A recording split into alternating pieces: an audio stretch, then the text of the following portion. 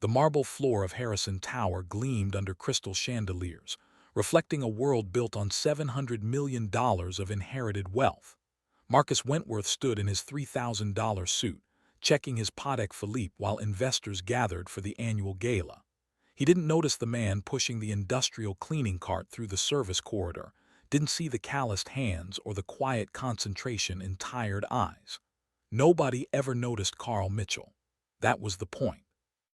Carl had perfected the art of invisibility over 4 years working night maintenance at Harrison Tower. He moved through executive floors like a shadow, emptying trash bins, while billion-dollar deals were discussed over scotch, wiping down conference tables where corporate titans decided the fate of thousands. His daughter Emma's school photo sat in his shirt pocket, 7 years old with her mother's smile, the reason he took every shift available. Single fathers didn't have the luxury of pride. The elevator doors opened at 11:15, earlier than Marcus usually left. Carl stepped back reflexively, cartwheels silent on polished stone. Marcus barely glanced at him, already on his phone complaining about traffic patterns to someone who probably cared. But then Marcus's Italian leather shoe caught the edge of Carl's wet floor sign. The stumble was minor, barely a half step, but Marcus's reaction was outsized. Jesus Christ, are you trying to get sued? What kind of incompetent? He stopped mid-sentence, really looking at Carl for the first time. You speak English. Can you even understand me? Carl kept his expression neutral. Yes, sir. I apologize for the inconvenience. You apologize? Marcus's laugh cut through the lobby. That's rich. You know what liability insurance costs. Of course you don't. People like you never think about consequences. He turned to his assistant, volume deliberately raised. This is exactly what I'm talking about. We hire bottom-barrel labor and wonder why standards are slipping. Probably didn't even finish high school. Carl's jaw tightened imperceptibly. He'd learned not to correct assumptions. What would be the point? His resume was scrubbing toilets and changing light bulbs now, had been since Emma's medical bills consumed everything. Nobody cared that he'd once held different skills, operated in different worlds. That life ended the day his wife died during childbirth, the day he chose his daughter over everything else. I'll move the sign, Carl said quietly. Marcus was already walking away, still talking. Exactly the problem with this city. Zero accountability, zero ambition, just hands out expecting something for nothing. The words faded into the night traffic beyond glass doors. Carl returned to his cart, to his mop, to his invisibility. Across the lobby, someone else had witnessed the exchange. Admiral James Braxton stood motionless near the coat check, his civilian suit unable to disguise 30 years of command bearing. The Saturday morning breakfast service at Harrison Tower's Executive Cafe operated with military precision, each station timed to serve the city's power elite before their tea times. Carl arrived at 5:30, 2 hours before his cleaning shift officially started, trading maintenance duties for kitchen work that paid time and a half. Emma's diabetes medication cost $400 monthly, even with insurance. Every extra shift mattered. He moved through the industrial kitchen with practiced efficiency, prepping vegetables while line cooks assembled plates for men who'd spend more on breakfast than Carl earned in a week. Through the service window, he could see Marcus Wentworth holding court at his usual corner table, surrounded by associates who laughed at every observation regardless of humor. The Harrison Empire had been built by Marcus's grandfather through steel manufacturing, sustained by his father through strategic diversification, and now managed by Marcus through inheritance and market timing. Carl had read the company history during a slow shift, found it fascinating how wealth could compound across generations, while poverty did the same in reverse. Mitchell, those onions ready? The sous chef's voice cut through his thoughts. Yes, chef. Carl delivered the prep bowl, already moving to his next task. The kitchen rhythm demanded constant motion, no wasted movement, everything synchronized. It reminded him of other coordinated operations, different stakes. He'd been good at that too, once. Planning, executing, adapting under pressure. Those skills translated to minimum wage jobs better than anyone realized. Marcus's voice carried through the service window, booming and self-assured. The problem with public assistance is fundamental incentive structure. You give people money, they stop trying. Basic economics. His audience nodded sagely. Take that janitor last night perfect example. Probably collects every benefit available, still can't manage basic floor safety. No work ethic. Carl's hands never stopped chopping. He'd learned to let words slide past, let assumptions settle like dust. Explaining changed nothing. The truth about his VA benefits legitimate, earned through 8 years of service wouldn't penetrate Marcus's worldview. The fact that he worked 70-hour weeks while raising a daughter alone wouldn't register. Rich men needed simple stories about why poverty existed, narratives that confirmed their own virtue. "You ever serve?" The question came from Carl's left, another kitchen worker, older Hispanic man with knowing eyes. "I was Army. You got the movement." "Long time ago," Carl said quietly. "Never leaves you, though." The man returned to his station, recognition passing between them, silent fraternity. The breakfast rush accelerated. Orders flowed, plates emerged, the cafe filled with deal-making and networking. Carl focused on his section, maintained his pace, thought about Emma's afternoon soccer game. She'd been practicing her corner kicks all week, determined to make the travel team despite missing practice for hospital visits. Her resilience humbled him daily. Through the window, Admiral Braxton entered the cafe, scanning the room with tactical awareness before selecting a table with clear sightlines. He wore civilian clothes-pressed khakis, simple polo, but carried himself like the commander he'd been for 3 decades. His eyes found Carl through the service window, held for one moment of assessment, then moved on. The breakfast service ended at 9. Carl cleaned his station, changed into maintenance coveralls, began his official shift. The cafe transitioned to lunch prep while he worked through the executive floors, emptying designer trash bins, wiping mahogany surfaces. On the 14th floor, Marcus's corner office door stood open. Carl knocked anyway. "Maintenance, sir, here to empty the bins." Marcus didn't look up from his laptop. "Fine, whatever, try not to break anything." The office was a monument to inherited success, original artwork, custom furniture, floor-to-ceiling windows overlooking the financial district. Carl moved efficiently through the space, years of practice making him functionally invisible. On Marcus's desk, a family photo showed 3 generations of Wentworth men at their Connecticut estate, confident smiles and casual wealth. Behind it, framed diplomas from boarding schools and an Ivy League university where Marcus's grandfather had funded a library. "You have kids?" Marcus asked suddenly, still typing. The question surprised Carl. "A daughter, she's 7. Hard raising kids on a janitor's salary, I'd imagine. Ever think about getting more education, improving your situation?" The tone was conversational but carried assumptions like bedrock, that Carl hadn't tried, hadn't sacrificed, hadn't chosen this path for reasons Marcus couldn't fathom. "I manage," Carl said simply. "Right, well, initiative matters. Can't expect handouts."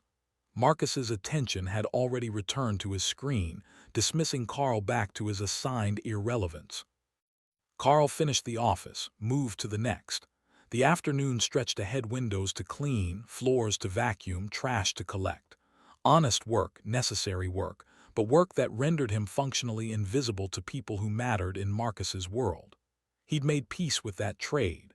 Emma had a stable home, good school, medical care. Everything else was just pride, and pride didn't pay for insulin. At 3 o'clock his phone buzzed. Emma's school. "Mr. Mitchell, Emma had an episode during recess. Blood sugar dropped significantly. She's stable now, but we need you to pick her up." Carl was already moving, signing out with his supervisor, jogging toward the parking garage where his 15-year-old Honda waited. The hospital had adjusted her medication last month, still finding the right balance. Every episode terrified him, reminded him how fragile her health remained, how much depended on his ability to maintain insurance, afford copays, keep working. The school nurse met him at the office, professional and kind. Emma sat in a chair looking small and tired, her soccer uniform grass-stained from recess. "Hey, sweetheart. Rough day." "Sorry, Dad. I felt weird but wanted to finish playing." Her voice carried guilt that broke his heart. "Nothing to apologize for. We'll figure it out." He signed the release forms, gathered her backpack, carried her to the car despite her protests that she could walk. At home, he checked her levels, prepared her favorite dinner, helped with homework while monitoring for additional symptoms.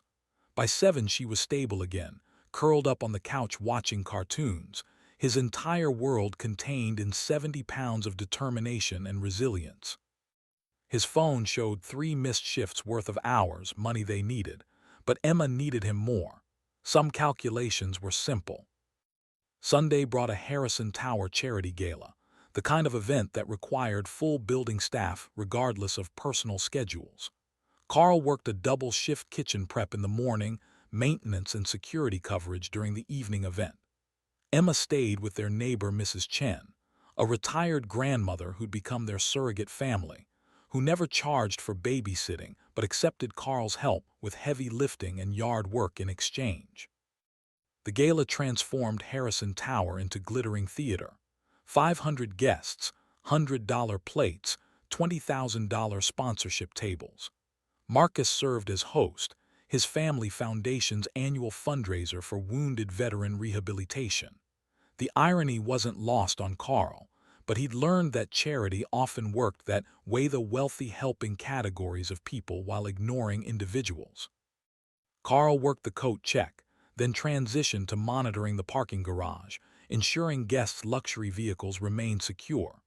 Through the glass walls, he could see the ballroom, could hear speeches about sacrifice and service echoing through expensive sound systems. Marcus took the podium, eloquent and passionate, describing his family's commitment to supporting those who'd served. The applause was enthusiastic, genuine. Nobody questioned the sincerity. Interesting event. Admiral Braxton appeared beside Carl, surprising him.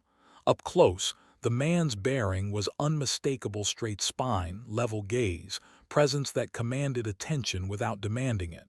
"You working security?" "General coverage, sir, whatever's needed." "Former service?" It was assessment, not question. Carl hesitated, then nodded. "Navy, long time ago." "Corpsman?" The Admiral's eyes had already cataloged details. The way Carl stood, scanned perimeters, moved with purpose. "Special Warfare Combat Crewman." The words felt strange after years of not saying them. "SWCC, Boat Operations." Braxton's expression shifted, respect replacing curiosity. "Riverine, Maritime." "Both, 8 years, 3 deployments." Carl kept his voice low, aware that guests were filtering past toward the parking garage. "That was another life." "Why'd you leave?" "Personal circumstances, family obligations." Carl's standard answer, technically true, revealing nothing of Emma's premature birth, her mother's death, the choice between continuing special operations or being present for his daughter's survival. Some things matter more than careers. The Admiral nodded slowly. "I knew a SWCC operator once. Chief Petty Officer Carl Mitchell. Led boat operations in Ramadi, earned a Bronze Star for valor during a compromised exfiltration. They said he stayed on station under heavy fire, extracted an entire SEAL platoon when the primary boats were destroyed. Refused to leave until every man was accounted for." Carl said nothing. That night lived in his memory like a scar. The Euphrates River lit by tracer fire, his rigid hull inflatable boat taking rounds while he maneuvered between buildings, SEALs fighting their way to the extraction point. Lieutenant Morrison taking a round to the chest, Carl pulling him aboard while the boat crew returned fire. 2 hours of sustained contact, every second calculating odds, refusing to abandon men who trusted him to be there. "That same Chief Mitchell," Braxton continued quietly, "was recommended for advancement, for officer candidacy. They said he was the best boat operator in the teams. Then he disappeared from the service.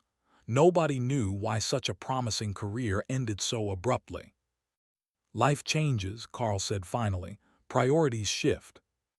Indeed they do. The Admiral's gaze was steady, understanding passing between them. The men he saved that night they're scattered now, some still serving, some retired. But they remember. Warriors don't forget the people who held the line when everything went wrong. A group of gala guests approached, designer dresses and tuxedos, laughing about something Marcus had said. Carl stepped back reflexively, returning to his assigned invisibility. The Admiral remained beside him, a quiet presence that somehow changed the space. Marcus emerged from the ballroom entrance, still holding court, voice carrying across the garage. And that's why these programs matter, supporting our veterans, giving them opportunities, not handouts, mind you, dignity through work, through contribution. He noticed the Admiral recognition lighting his features.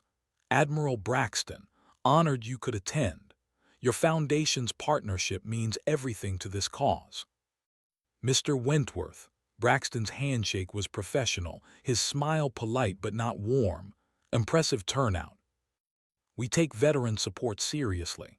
Too many former service members struggle with transition, lack the skills for civilian success. Programs like ours bridge that gap, provide structure and training. Marcus was in full fundraising mode, passionate and articulate.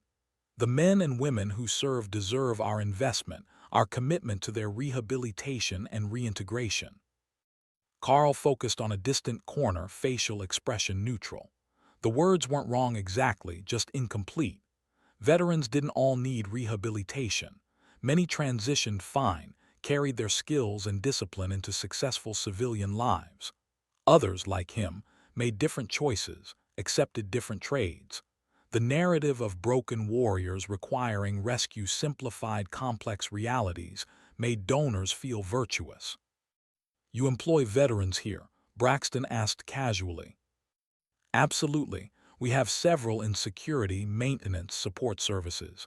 Good, honest work. Teaches accountability routine. Marcus gestured vaguely toward Carl without really seeing him. Essential to running a first-class operation. This gentleman, for instance, the Admiral indicated Carl directly. What's his background? Marcus looked at Carl as if noticing him for the first time that evening. Mitchell, he's custodial staff. Been here a few years, I think. Decent worker, shows up on time. He turned back to Braxton, already moving on. We find that military background translates well to support positions following orders, attention to detail, that sort of thing. I see. Something in Braxton's tone made Marcus pause, some quality of judgment being passed. And you're satisfied with the dignity of work you're providing. Of course, everyone has a role to play. The economy needs workers at every level. Marcus's confidence never wavered.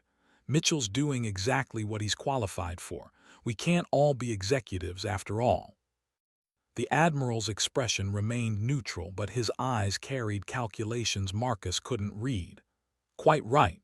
We certainly can't all be executives. Some of us have to do the real work.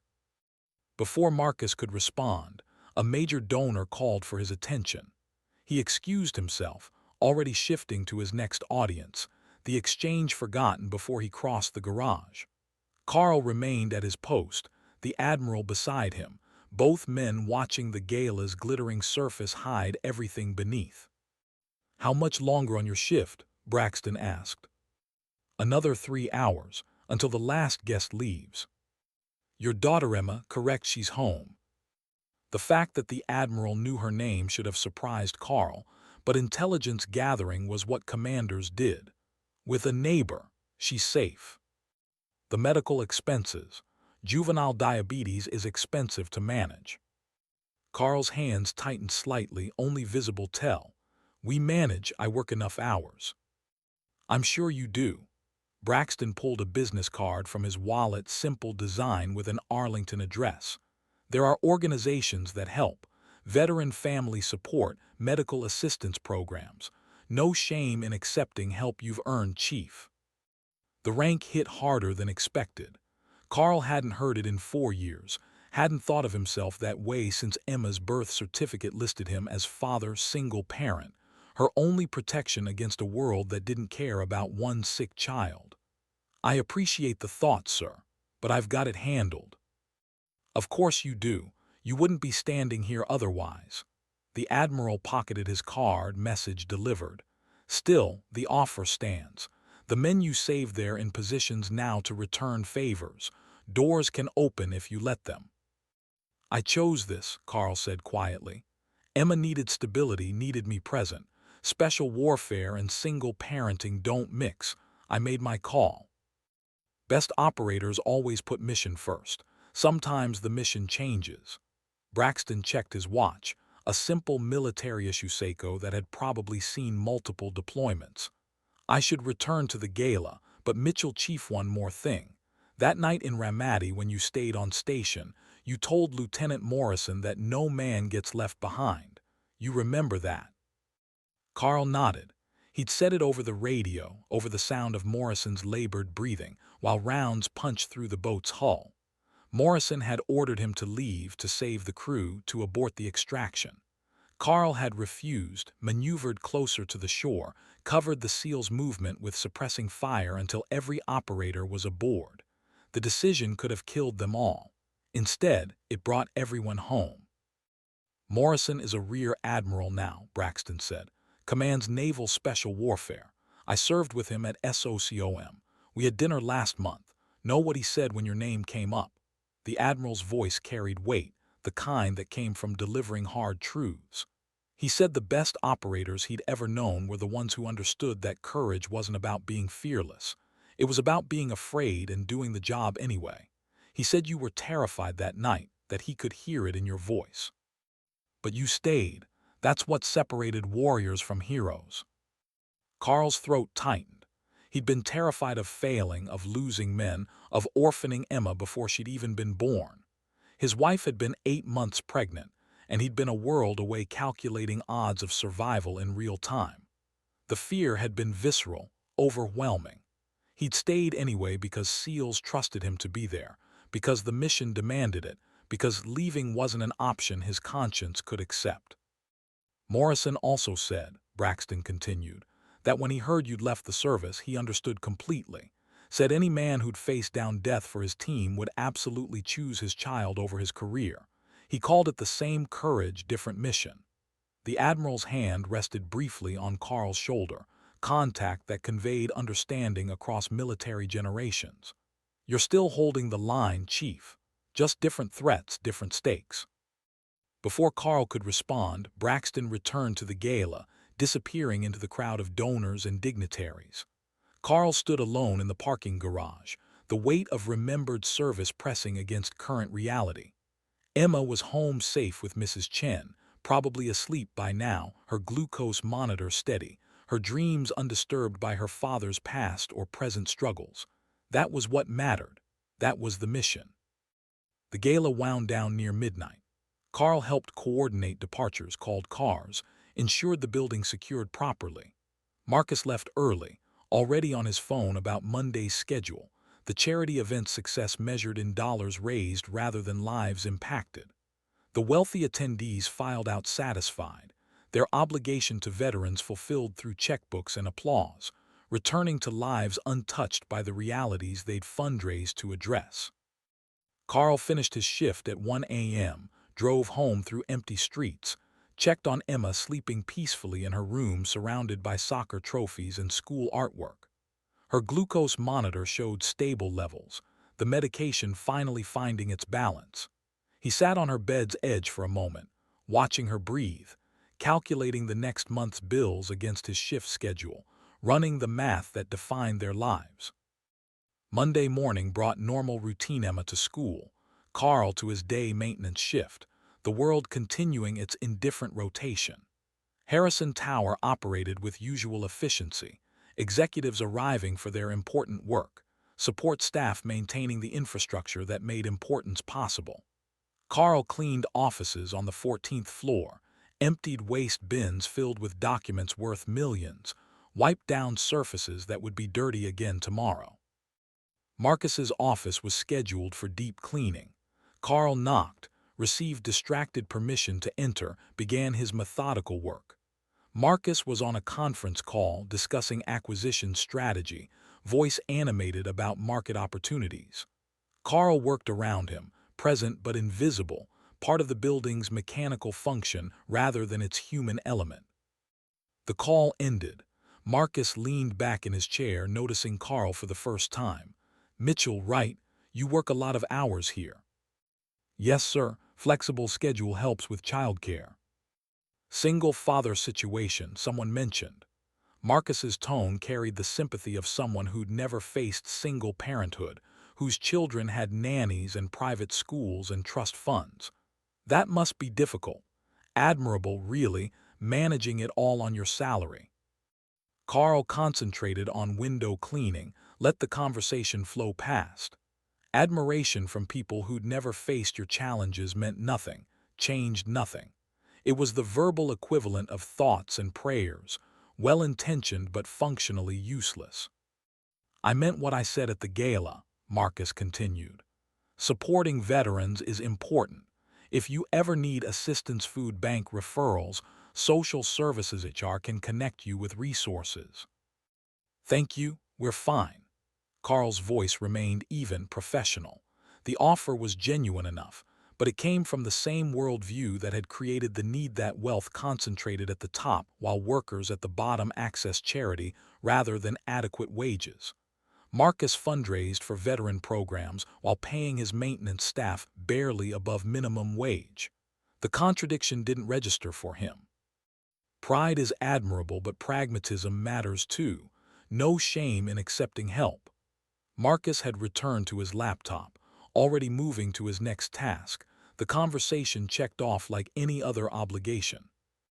Carl finished the office, moved on. The building held hundreds of spaces requiring attention, each day a repetition of the last, each week building toward a paycheck that covered rent and food and medication with nothing left over. It was sustainable but not stable, one emergency away from collapse, one missed shift from crisis. He'd accepted that reality when he chose Emma over career, when he left the teams to be present for her life. No regrets, but acknowledging the cost didn't make it easier to bear. Tuesday brought an unexpected summons to HR. Carl's stomach tightened. Random calls to human resources rarely meant good news. He checked his attendance record mentally, reviewed recent shifts for any mistakes, prepared for whatever complaint had triggered the meeting. Emma was stable, so he couldn't afford to lose this job. The HR director was a professional woman in her 40s, expression neutral. "Mr. Mitchell, thank you for coming. Please sit." Carl sat, maintaining calm while his mind raced through possibilities. "Is there a problem?" "Not exactly. We received an inquiry about your employment status and background. Routine verification request, but it raised some questions." She consulted her computer screen. "Your application listed general military service, 8 years Navy, but it didn't specify your rating or specialization." "Special warfare combat crewman, boat operations." Carl kept his answer factual, minimal. Her expression shifted, surprise evident.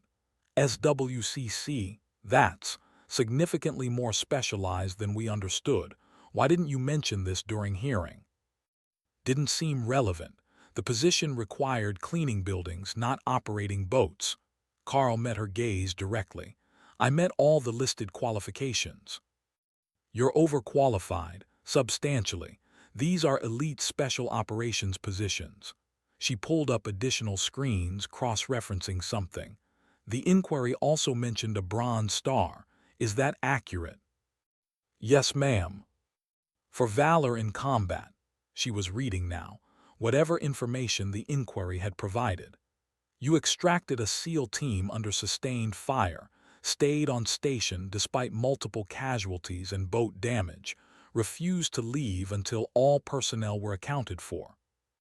Carl said nothing. The citation lived in a box in his closet, along with other artifacts from a life he'd left behind. Emma had seen it once, asked what the pretty ribbon meant.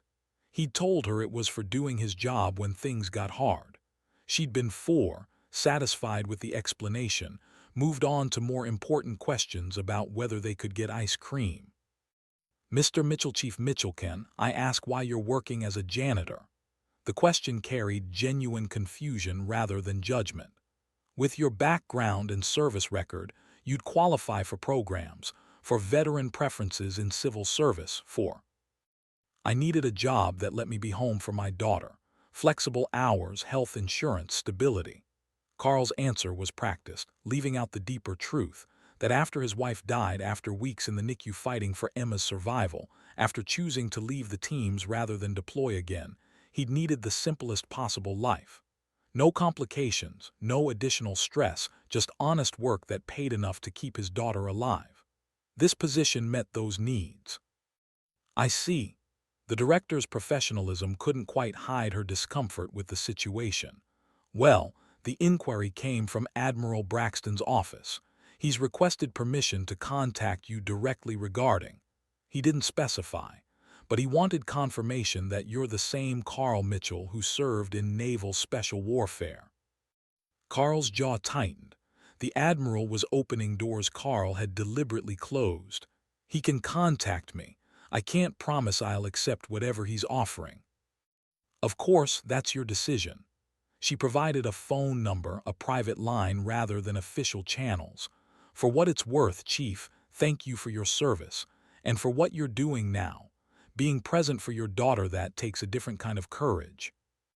Carl left the office, returned to his maintenance rounds, tried not to think about what the Admiral's interference might mean. By Wednesday, he'd almost convinced himself to ignore the number entirely. Then Emma's school called again. Another episode, more severe this time. The medication wasn't stabilizing her levels consistently. Her endocrinologist recommended a newer insulin pump, better continuous monitoring. The cost was astronomical even with insurance. The math didn't work. That evening, after Emma was settled and stable, Carl stared at the Admiral's number for 20 minutes before dialing. Braxton answered personally, "Chief Mitchell, I was wondering if you'd call." "With respect, sir, I didn't ask for intervention." "No, you didn't, but Morrison did. When he learned you were working as a janitor in Marcus Wentworth's building, he had questions, concerns." The Admiral's voice carried the authority of someone accustomed to being heard. "You saved his life, Chief. Saved his entire team. He feels entitled to return the favor." "I chose my path. I knew the trade-offs." "Did you choose poverty? Did you choose watching your daughter struggle while you work 70-hour weeks for barely above minimum wage?" Braxton's tone sharpened. "That's not honor, Chief. That's martyrdom, and it's not sustainable." Carl's hand tightened on the phone. "What do you want, Admiral?" "I want you to meet Morrison, hear what he has to say, then make an informed decision about whether pride is worth more than your daughter's health."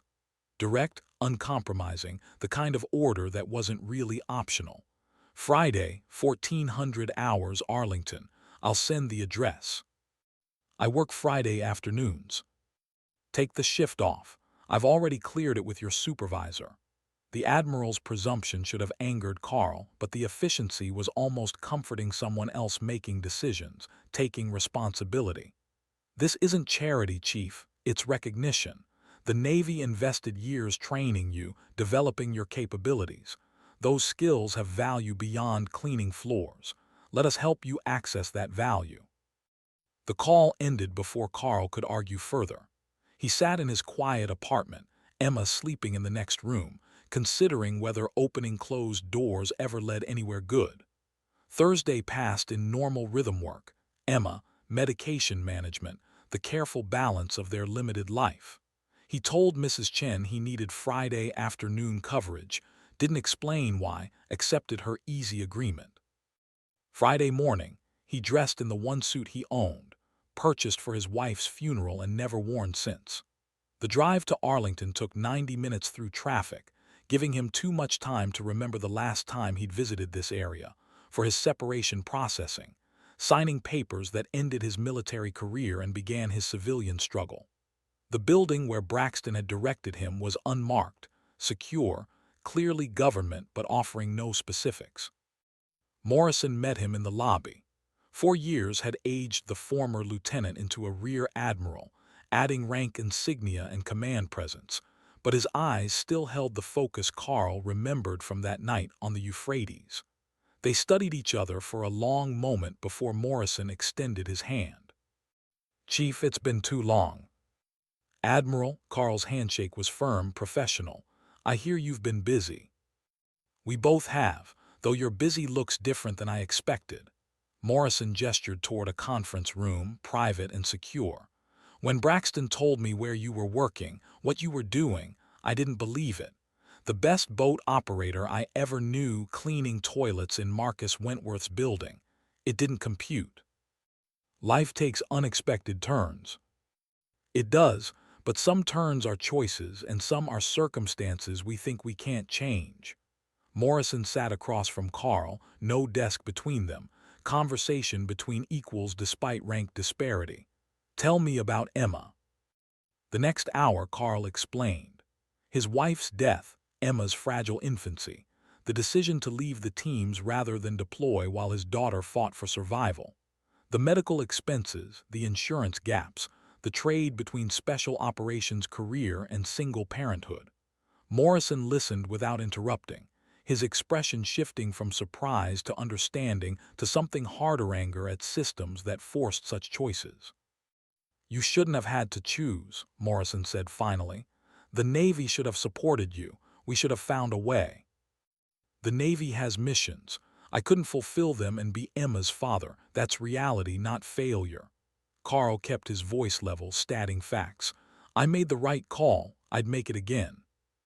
"I know you would. That's what makes you exceptional." Morrison leaned forward, intensity focused. "But here's what you need to understand, Chief. That night in Ramadi you saved 11 operators. Those men went on to continue their careers, train the next generation, lead missions that saved countless others. Your decision to stay on station, to refuse evacuation, it created ripples that are still spreading. Warriors don't forget that kind of debt." "I did my job, that's all." "You exceeded your job, substantially." Morrison pulled a folder from his briefcase, set it between them. "This is a position description. Contractor role, training SWCC candidates in tactical decision-making under pressure. You'd work with the next generation of boat operators, teach them what you learned about staying calm when everything's falling apart, about making the hard calls that get everyone home. The pay is 3 times what you're making now. Health insurance is comprehensive, would cover Emma's treatment completely, and the schedule is flexible. You'd work in blocks, home between training cycles." Carl stared at the folder without touching it. "Why now?" "Because Braxton saw you working for Marcus Wentworth and called me. Because I've spent 4 years trying to find you, to thank you properly. Because the teams need what you have to offer, and your daughter needs you to accept help you've earned." Morrison's voice carried certainty that left no room for doubt. "This isn't charity. It's employment. You'd be working, contributing, using your expertise where it matters. The only difference is you'd be paid what you're worth instead of what desperation forced you to accept." "What about Emma? Training schedules, travel requirements?" "Handled. The position is structured specifically for veterans with family obligations. You train at Little Creek, close enough to commute. Blocks are 2 weeks on, 2 weeks off. During off weeks, you're fully available for your daughter. During training blocks, we can arrange childcare through base family services." Morrison pushed the folder closer. "Read it. Think about it. But Chief, don't let pride keep you from giving Emma the stability she needs." Carl opened the folder, scanned the position description. The salary made his throat tight enough to cover rent, medication, food, and savings. Actual savings, the kind that provided buffer against emergencies instead of living paycheck to paycheck. The health insurance was absurd in its comprehensiveness, covering Emma's treatment without the copays that currently consumed half his income. It was stability, security, the life he'd thought he'd forfeited when he left the service. "I'm out of practice. 4 years behind current doctrine, current technology. You're out of practice operating boats. You're not out of practice making decisions under pressure or teaching younger operators how to think tactically. Those skills don't decay. Morrison's confidence was absolute. We're not asking you to return to combat operations. We're asking you to pass on what you learned so the next generation doesn't have to learn it all the hard way. Carl closed the folder, mind racing through implications. Emma could have better treatment, consistent medication, the security of knowing medical emergencies wouldn't destroy their finances. He could stop working 70-hour weeks, be present for her life instead of just her survival. The trade seemed impossible accepting help, returning to the military world he'd left, teaching skills he'd buried beneath 4 years of janitorial work. Morrison saw his hesitation. I know what you're thinking, that accepting this means you failed at independence, that you couldn't make it work on your own. The Admiral's voice gentled slightly. But Chief, you already made it work. You kept Emma alive and healthy on an impossible salary while working yourself into exhaustion. You've proven everything you needed to prove. Now let the people you saved help you stop drowning. I need to think about it. Of course, take the weekend. Talk to Emma, she's old enough to have input. But Mitchell, one more thing. Morrison stood, command presence fully engaged. Marcus Wentworth is hosting a memorial service Monday, annual event honoring the Harrison family's military legacy. Braxton is speaking. He wants you there, wants Marcus to understand who he's been dismissing as incompetent labor. A slight smile crossed Morrison's face. The Admiral can be dramatic when he feels people need education. Carl left the meeting with the folder under his arm, mind spinning through possibilities he'd stopped letting himself imagine. The drive home passed in a blur of calculations, Emma's reaction, the logistics, the risk of believing things could actually improve. At home, Mrs. Chen reported Emma had been perfect, her glucose levels stable all day. Carl paid her the standard rate she always refused but he always insisted on, then sat his daughter down for a serious conversation. Sweetheart, I need to talk to you about something important, about a job opportunity. Emma looked up from her homework, 7-year-old face serious. Would you stop being a janitor? The question surprised him. Would that matter to you? She considered, choosing words carefully. Kids at school ask what you do. When I say janitor, they get weird. But Mrs. Chen says you do important work, that keeping buildings clean matters. Her small shoulders shrugged. I just don't like when they're mean about it. Carl's heart cracked slightly. He'd thought his work insulated her, that she didn't hear the classist dismissals, the casual contempt. What if I taught military boat operators instead, trained sailors like I used to be? Would it pay more? For my medicine? Emma's practicality was devastating. She was 7 and she already understood their financial constraints, already worried about being a burden. Mrs. Chen says medicine is expensive. It would pay more, a lot more, and your medicine would be completely covered, no more worrying about costs. Carl pulled her close, breathing in her kid shampoo smell. But it would mean different schedules, some times when I'd work more, other times when I'd be home more. Would that be okay? Would you be happy? Emma's question cut through every other consideration. You're always tired now. Would you be less tired? Carl had no answer. He was exhausted from 70-hour weeks, from constant financial stress, from 4 years of grinding poverty and medical crisis, and the endless calculus of survival. The position Morrison offered represented escape from that exhaustion, but also return to a world he'd left for good reasons. Yet Emma's question reframed everything. His martyrdom served no one if it meant she grew up watching him slowly collapse under unsustainable weight. I think I might be, he said finally. I think we both might be happier. Then you should do it. Emma returned to her homework, the decision made with childhood certainty. Can we have pizza for dinner? Saturday, Carl called Morrison and accepted the position, pending final paperwork and background verification. The relief was immediate and terrifying, doors opening after years of closure, possibilities emerging from resigned impossibility. Sunday passed in normal rhythm, but colored by anticipation of change.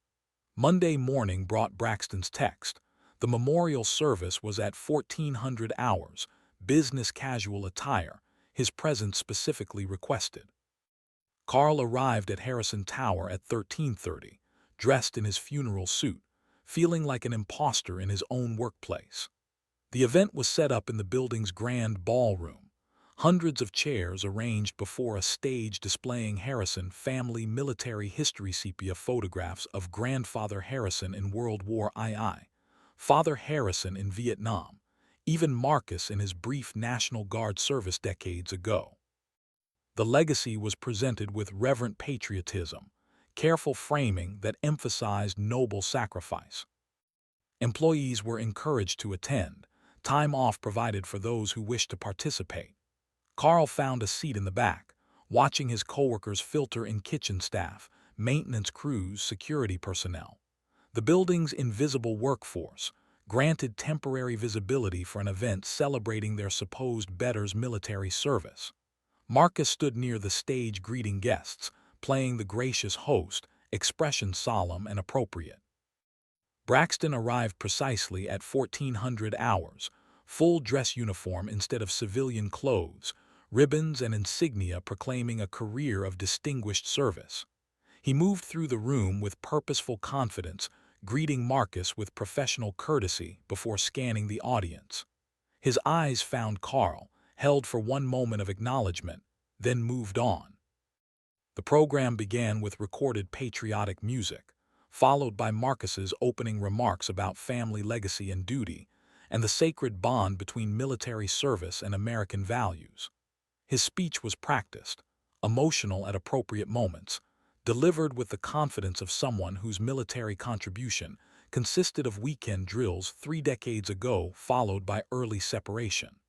The audience applauded respectfully, appreciating sentiment if not understanding reality.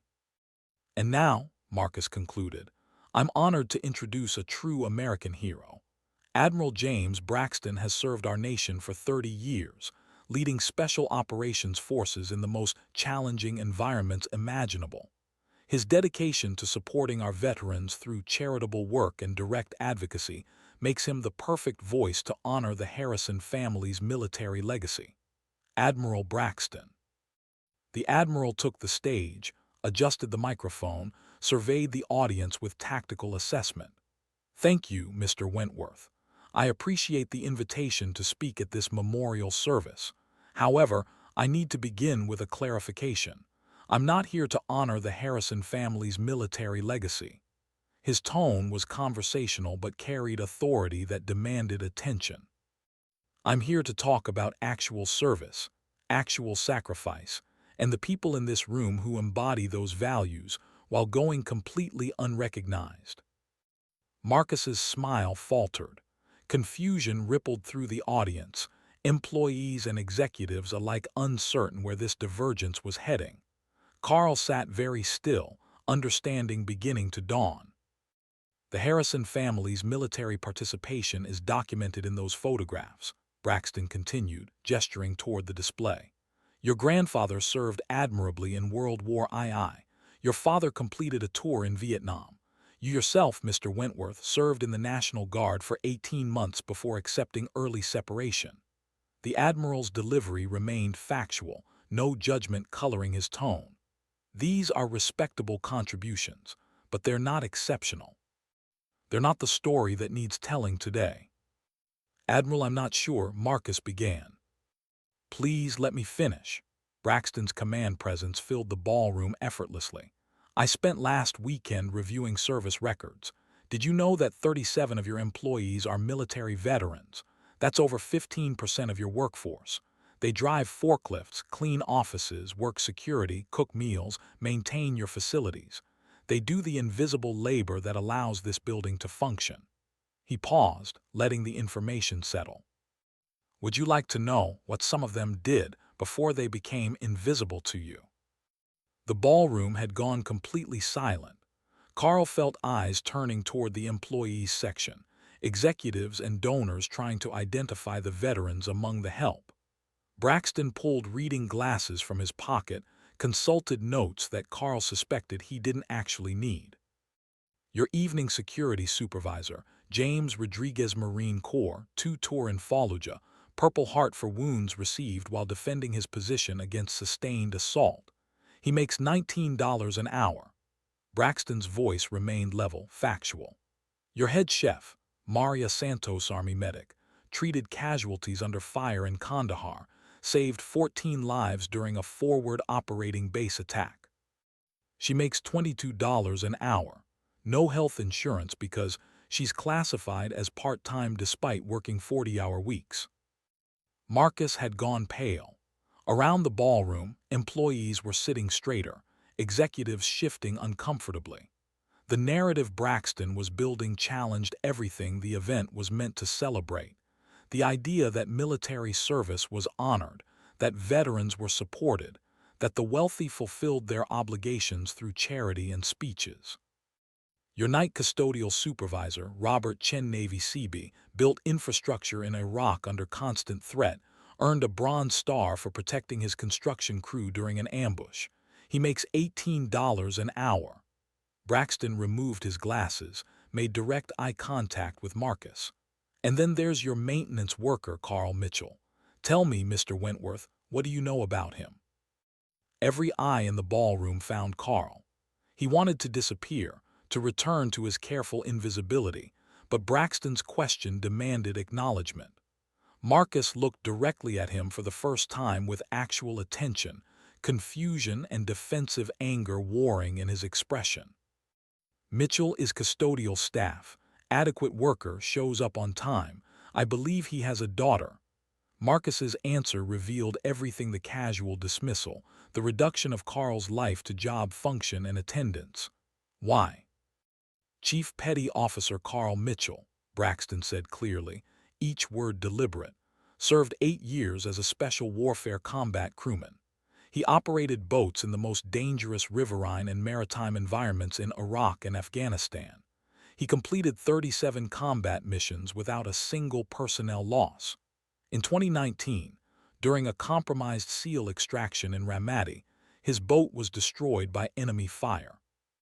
Rather than abort the mission, he stayed on station, took his damaged vessel into sustained contact, and extracted an entire SEAL platoon while receiving fire from multiple positions. The ballroom was motionless, every person focused on Braxton's words. Carl could feel Morrison's presence without seeing him. The Admiral would be somewhere in the audience, watching this unfold. For his actions that night, Chief Mitchell was awarded the Bronze Star with Valor Device, Braxton continued. He was recommended for advancement, for officer candidacy, for positions that would have made him one of the Navy's premier special operations leaders. Instead, he chose to leave the service. Do you know why, Mr. Wentworth? Marcus shook his head mutely, still processing the revelation that his janitor was a decorated combat veteran. His wife died during childbirth. His daughter was born premature, critically ill, requiring immediate and ongoing medical intervention. Chief Mitchell was deployed when he received the news. He returned for the funeral, spent 2 weeks in the NICU with his daughter, then faced a choice: continue his career or be present for his child's survival. Braxton's voice carried weight of judgment now, unavoidable and deserved. He chose his daughter. He left special operations, took the first job that offered health insurance and flexible hours, and spent the last 4 years working 70-hour weeks for barely above minimum wage while raising a chronically ill child alone. Carl felt tears threatening, fought them back through sheer discipline. Emma's face filled his mind, her smile when he picked her up from school, her determination on the soccer field, her practical questions about his happiness. Everything he'd sacrificed, everything he'd endured, was worth it for those moments. But hearing it spoken aloud, having his choices validated by someone who understood military service, cracked something inside him. You called him incompetent, Braxton said quietly, the words landing like artillery. You complained about bottom-barrel labor. You suggested he lacked ambition, work ethic, accountability. You stood in your inherited office, in your building paid for by your grandfather's work, and dismissed a man who has more courage in his exhausted body than you've demonstrated in your entire privileged life. Marcus tried to speak, but Braxton cut him off with a gesture. I'm not finished. This memorial service was meant to honor your family's military legacy, but legacy isn't about photographs and speeches. It's about how you treat the people who actually served, who actually sacrificed, who actually chose service over comfort. Chief Mitchell mops your floors. He empties your trash. He does work you consider beneath notice, work you pay barely enough to survive on, while you fundraise for veteran programs and pat yourself on the back for supporting the troops. The Admiral's voice rose slightly, controlled anger bleeding through professional composure. You want to honor military service. Start by paying the veterans you employ a living wage. Start by offering health insurance that doesn't force them to choose between medication and rent. Start by seeing them as human beings instead of invisible labor. Chief Mitchell saved 11 operators. Those men went on to serve with distinction, to lead the next generation, to continue protecting your freedom to be comfortable and ignorant. And you paid him poverty wages while complaining about the quality of your floor cleaning. Marcus stood frozen, public humiliation written across his face. Around the ballroom, executives looked uncomfortable, employees looked stunned, and the careful fiction of benevolent philanthropy shattered under the weight of exposed hypocrisy. Carl felt the attention like physical pressure, wanted to leave but was locked in place by Braxton's narrative momentum. I tell you this not to shame you specifically, Mr. Wentworth, though shame is certainly appropriate, Braxton concluded. I tell you this because every person in this room needs to understand something fundamental. Service isn't about uniforms and flags and patriotic speeches. It's about sacrifice. It's about choosing duty over comfort, about protecting others at cost to yourself, about staying on station when every instinct screams to leave. He looked directly at Carl, connection passing between them. Chief Mitchell exemplifies service.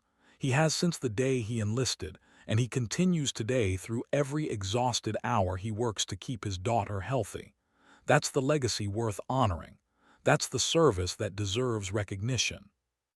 The Admiral left the stage without waiting for response, his message delivered with tactical precision. The ballroom erupted in confused murmuring, some applause from veterans, some defensive anger from executives, general uncertainty about what was supposed to happen next.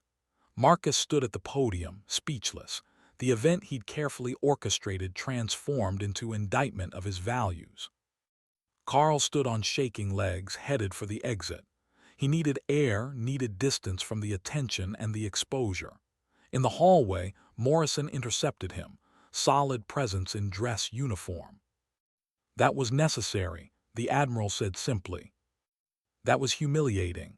Carl's voice was tight with suppressed emotion. That was truth, uncomfortable truth, but truth nonetheless. Morrison walked beside him toward the parking garage, matching his pace. Marcus Wentworth needed to understand who he's been dismissing.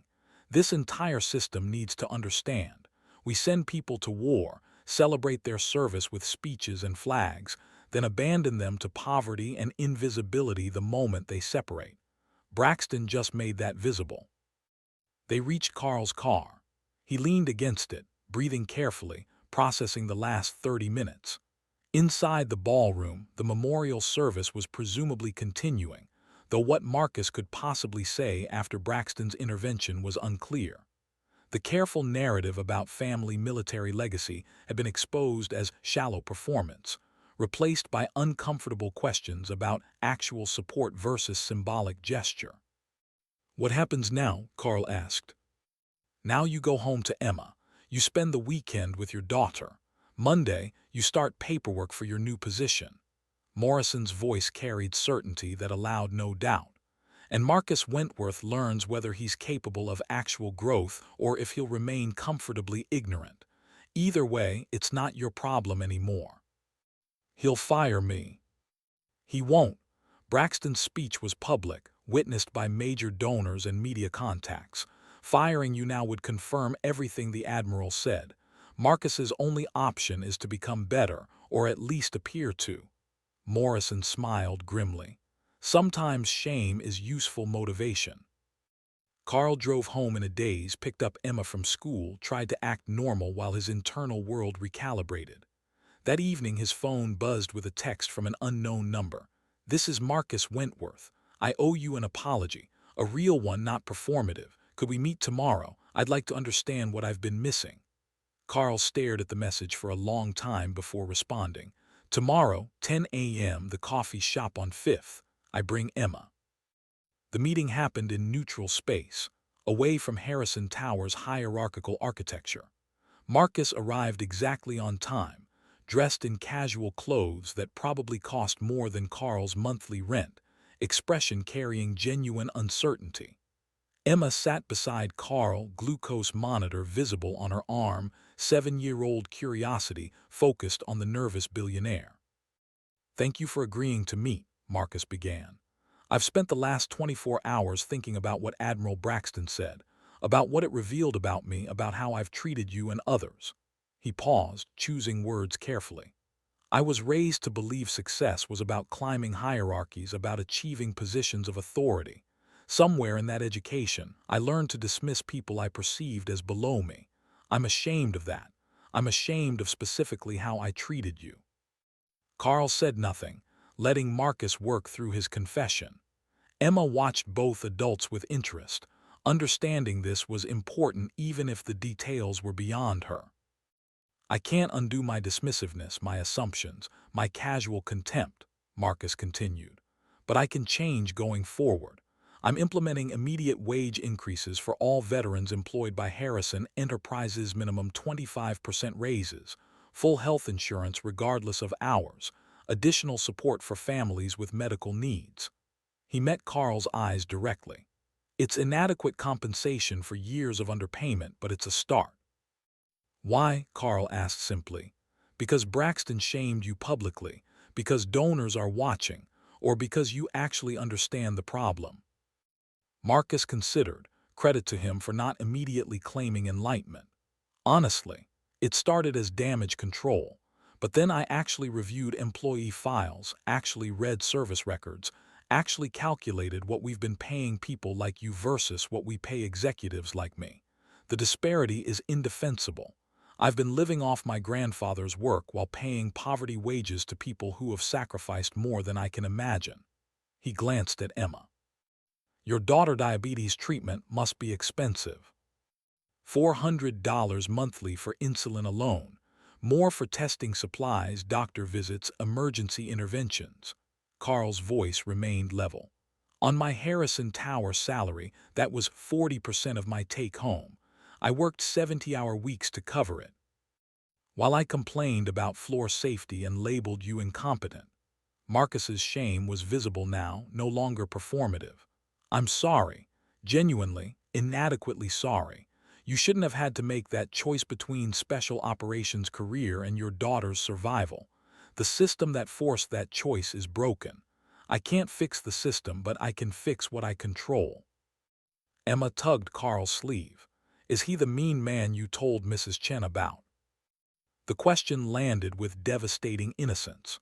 Carl had vented to his neighbor about Marcus's dismissiveness, never expecting his daughter to remember or understand. Now she studied Marcus with 7-year-old directness, waiting for confirmation. "He was mean," Carl admitted, "but people can learn, people can change." He looked at Marcus. "Can't they?" "I hope so," Marcus said quietly. "I'm trying to." The conversation continued for another hour. Specific changes Marcus was implementing, accountability measures, veteran advocacy programs that went beyond performative charity. Carl listened, assessed, recognized genuine effort even if the motivation was mixed. Emma eventually got bored, coloring on napkins while the adults talked. When they finally left, Marcus stood and offered his hand. "I know you're leaving Harrison Tower. Morrison told me about your new position. But before you go, could I ask what happened that night in Ramadi? What made you stay when leaving was the logical choice?" Carl shook his hand, felt the soft palm of someone who'd never faced physical hardship, considered the question. Fear made me want to leave. Training told me to leave. Every tactical calculation said aborting was correct. He remembered Morrison's face, the radio call ordering evacuation, the moment of decision. But those operators trusted me to be there. They'd walked into hell relying on my promise that I'd extract them. Breaking that promise surviving while they died wasn't something I could live with. So I stayed. Sometimes courage is just refusing to abandon people who trust you. Marcus absorbed this silently. That's what Admiral Braxton meant, about you exemplifying service. That's what service is, staying on station even when everything says to leave. Carl looked at Emma, coloring peacefully, unaware she was the reason he understood this lesson so deeply. I learned it in the military, but I practice it every day as Emma's father. Different mission, same principle. They parted with mutual understanding, not quite friendship but movement toward respect. Carl drove home feeling the weight of the weekend's events settling into new patterns, old categories dissolving. Monday brought final paperwork for his training position, official separation from Harrison Tower, the beginning of a different life. Admiral Morrison conducted the processing personally, making sure everything aligned with Carl's family needs. "How does it feel?" Morrison asked when the forms were signed. "Surreal, 4 years working survival mode, suddenly things shift." Carl looked at the contract, the salary that would change everything. "I keep waiting for it to fall through." "It won't. You earned this. You've been earning it every day since you pulled me out of the Euphrates River." Morrison's voice carried certainty that left no room for doubt. "This isn't charity or luck. This is recognition of value, your value, that should never have been ignored." The first training cycle began 2 weeks later. Carl walked into the Little Creek facilities in instructor credentials, facing a class of young boat operators who had no idea their teacher was a legend in SWCC history. He taught them tactical decision-making, crisis management, the skills that separated adequate operators from exceptional ones. The work was challenging, rewarding, used his expertise in ways custodial labor never could. During off weeks, he was completely present for Emma soccer games, school events, doctor appointments without the stress of missing work. Her glucose levels stabilized under better insurance, better medication, better monitoring technology. She thrived with the security of knowing medical emergencies wouldn't destroy their finances, that her father was tired from meaningful work rather than grinding poverty. 3 months into the position, Carl received a message from Marcus. Harrison Enterprises had created a veteran support program, living wages, comprehensive benefits, educational assistance, transition services for separating military personnel. The program was named the Braxton Initiative, honoring the Admiral who delivered uncomfortable truth. Marcus requested Carl serve on the advisory board, lending his perspective to ensure the program served actual needs rather than performative charity. Carl agreed, recognizing that change happened through engagement rather than dismissal. The board meetings were strange at first. Sitting across from Marcus in conference rooms Carl used to clean, treated as an equal rather than invisible labor. But Marcus demonstrated genuine commitment, listening to veteran perspectives, implementing recommendations even when they complicated his business model. Admiral Braxton attended the first board meeting, satisfaction evident in his expression as he watched former janitor and former dismissive billionaire collaborate on supporting transitioning service members. After the meeting, he pulled Carl aside. "You know what the most powerful part of service is?" Braxton asked. "It's not the dramatic moments, not the combat heroics. It's the decision to keep serving even when nobody's watching, even when there's no recognition, even when it costs everything. You did that, Chief. You held the line for Emma when nobody knew and nobody cared. That's the service that matters most." Carl thought about that conversation later, watching Emma practice soccer, her glucose monitor steady, her laughter uncomplicated by medical crisis or financial stress. He'd made the right choice leaving special operations, choosing her over career. And he'd made the right choice accepting help, letting the people he'd saved return the favor, allowing himself to stop drowning. The call sign Ironside had followed him from the teams named for his refusal to abandon station, his stubborn insistence on completing every mission regardless of cost. He'd thought leaving service meant abandoning that identity. But watching Emma score a goal, seeing her thrive without constant crisis, Carl understood the call sign had simply changed missions. He was still Ironside, still holding the line, still refusing to leave his station. The only difference was now he had support, had resources, had recognition that his service, all his service, military and parental mattered. And in a world that too often dismissed invisible labor and invisible sacrifice, that recognition was its own form of victory. Not dramatic, not cinematic, just the quiet triumph of being seen, being valued, being finally secure in the mission that mattered most.